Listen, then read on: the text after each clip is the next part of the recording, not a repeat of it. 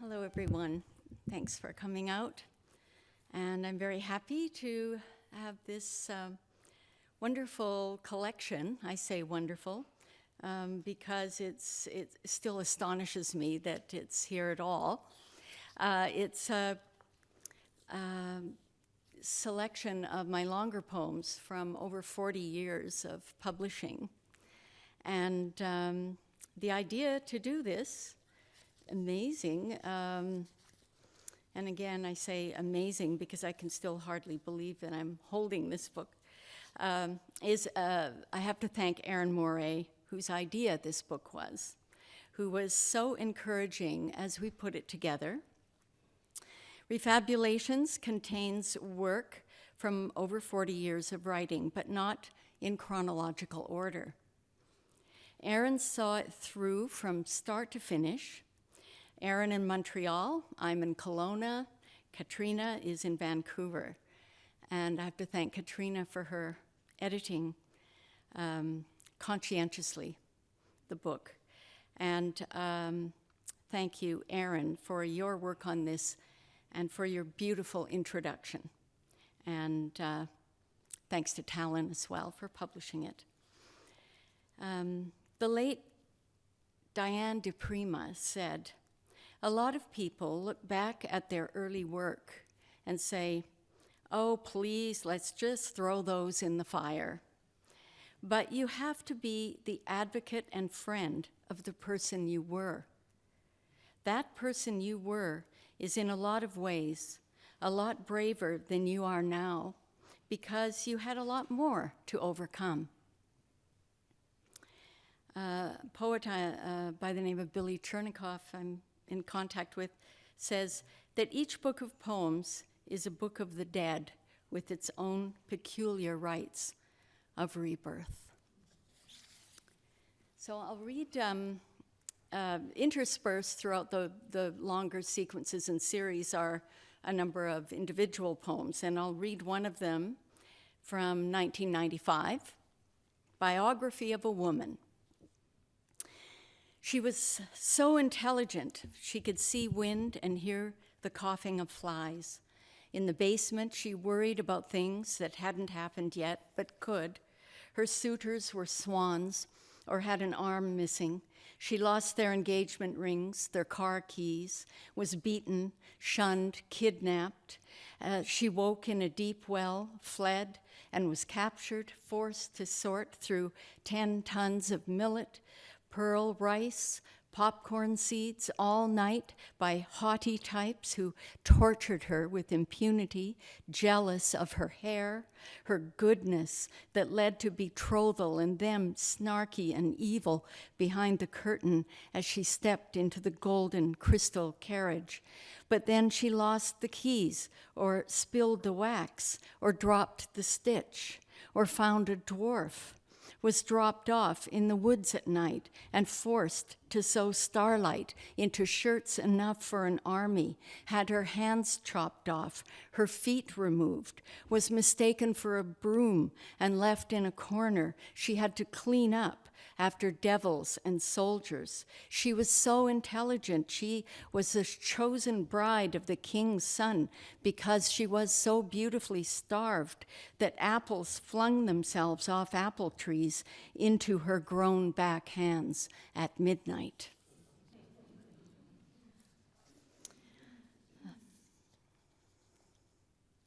And for some reason, maybe because of what Daphne read, I want to read the very first poem in this book, After Roy Cayuca's Funeral. I take a kitchen chair out to the front porch and stand on it to reach the light. Encased in amber, bubbled glass, which has to be unscrewed in 3 small places. The screws are brass, stiff, unused to suffering. Then the 40-watt bulb comes out and in goes a 100-watt bulb. The amber casing back on with its old, cheap bracing screws. Now my visitors. Now the path is lit farther out and the way in brighter, bigger. I used to get jokes about that poem. How many poems does it take to change a light bulb? Poets have. Okay, I'm going to read two shortish little sequences I can find here. This one is called From Toledo, and it was never published in a book. It was published only as a chapbook by Barry McKinnon's Gorse Press up in Prince George. From the 12th to the 15th centuries, versions of El Cant de la Sibila, the Song of the Sibyl, were performed in cathedrals throughout the Iberian Peninsula at Christmas matins, most often by a boy dressed in a tunic, oversleeves and gloves, and sometimes wearing a wig and a, quote, hairy tail which gave him the appearance of a mermaid, unquote. The Sibyl was often the last in a procession of the prophets, bearing witness to the day of judgment. An autumn flower arrangement arrives, light rain pestering the garden, falling into brown decay until spring, that far-off moment.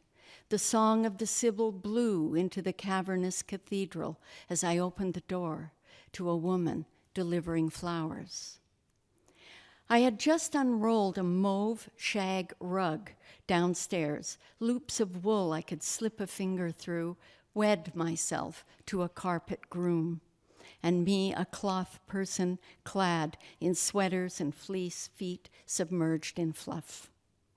The Sibyl laments the day of judgment, the splitting and rending of the earth like a piece of old blue cloth in the hands of wrath, puffs of dust rising from the rip lines. From Toledo, the Spanish town in whose cathedral the Sibyl sang, I have a pair of golden scissors inlaid with a scrolling pattern. The cathedral, one of many we saw that year, that decade, the decade of the pewter goblet received for years of service at work and stored in a cupboard in its lizardy protective case. The Sibyl's song takes me to poetry, that coughing sister, the one in bed using up her sick days. A soft old cloth folded and warmed in the oven is pressed to her Vic's slick chest, a benediction. Imperial trumpets announce another verse. We steel ourselves for more bad news. The pewter goblet for years of service at the blackboard diagrams the soul's journey, so to speak, with spirals and connotations.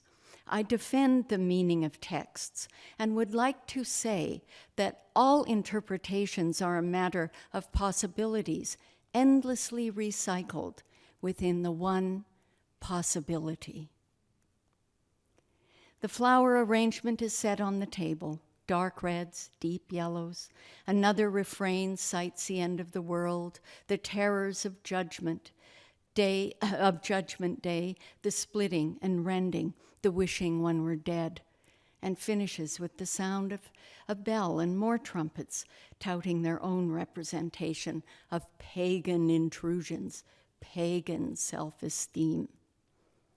We can't be too walking on eggshells when it comes to the Sibyl, a boy in sleeves and gloves.